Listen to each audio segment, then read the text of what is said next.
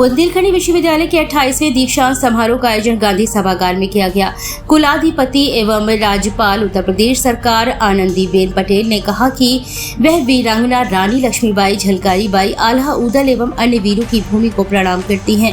आभासी माध्यम से दीक्षांत समारोह में सम्मिलित होते हुए उन्होंने पुरस्कार और पदक प्राप्त करने के साथ ही सभी उपाधि प्राप्त करने वाले छात्र छात्राओं को शुभकामनाएं प्रदान की।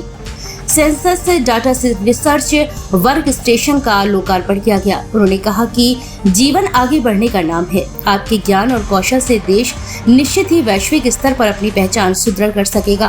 उन्होंने कहा कि भारत सरकार द्वारा नारी शक्ति वंदन अधिनियम पारित होने से लोकतंत्र की आधी आबादी को राष्ट्रीय नेतृत्व का सुअवसर प्रदान होगा।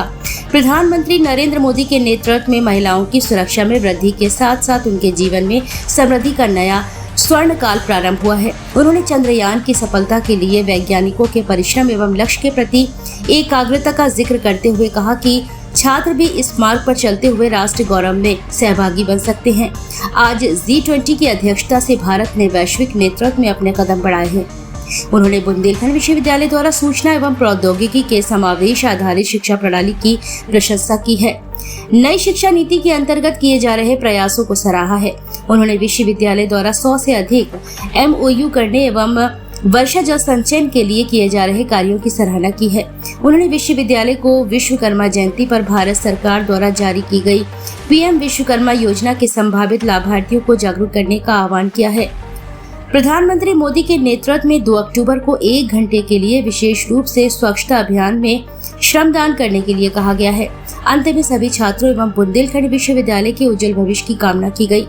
इस अवसर पर कुल 34 कुलाधिपति पदक प्रदान किए गए। कुलाधिपति स्वर्ण पदक समस्त परीक्षाओं में सर्वाधिक प्राप्तांक प्रतिशत के लिए अमन सोनी पुत्र संतोष सोनी MSc कृषि एंटोमोलॉजी को प्रदान किया गया। समस्त परीक्षाओं में छात्रों में सर्वाधिक प्राप्तांक प्रतिशत के लिए ऋषिता द्विवेदी पुत्री मनोज कुमार द्विवेदी MSc वनस्पति विज्ञान को प्रदान किया गया। इसके साथ ही 46 विन्यासीकृत पदक प्रदान किए गए। कुल पदकों में छात्राओं ने 68% एवं छात्रों ने 32% पदक प्राप्त किए हैं। 100 छात्र छात्राओं को विभिन्न विषयों में PhD की उपाधि प्रदान की गई है।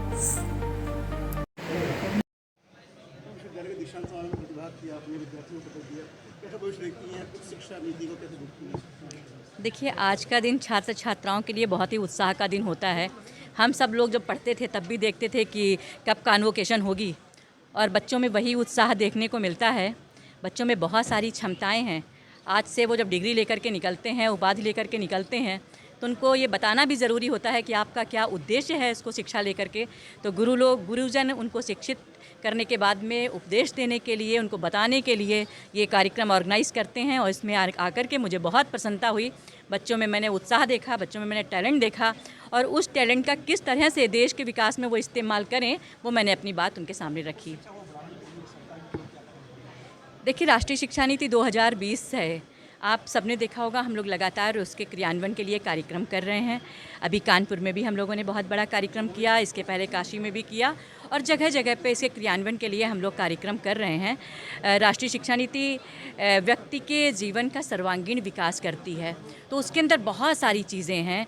तो वो सारी चीज़ें हम बच्चों में लेकर के आएंगे। जो पहले की शिक्षा नीति थी उसको बदलने की ज़रूरत थी, उसमें सुधार लाने की ज़रूरत थी। प्रधानमंत्री जी ने उसको समझा और राष्ट्रीय शिक्षा नीति 2020 लेकर के आए और हमारे बच्चों के सर्वांगीण विकास के लिए बहुत बेहतर है। उसको क्रियान्वयन के लिए हम लोग लगातार काम कर रहे हैं।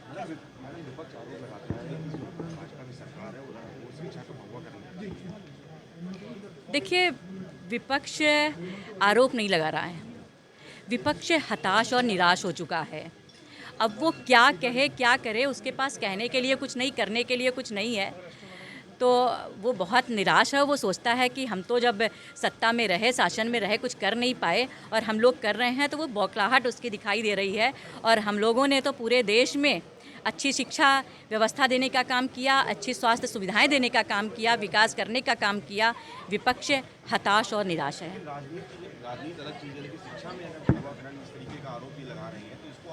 हमने आपको बताया ना कि वो हताश और निराश हो चुके हैं।